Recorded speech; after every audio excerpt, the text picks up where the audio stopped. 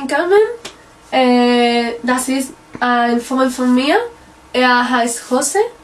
Er ist 28 Jahre alt.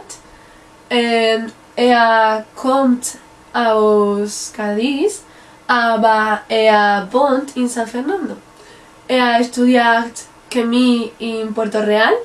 Seine Hobbys sind Sprachen lernen, Reisen und Musik hören. Das ist alles. Nun bist du da. Okay, das ist die Carmen. Sie ist 21 Jahre alt.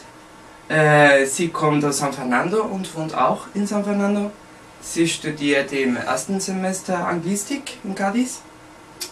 Ihre Hobbys sind Musik hören auch, Reisen und mit Kumpel feiern. Und das ist alles. Tschüss! Tschüss.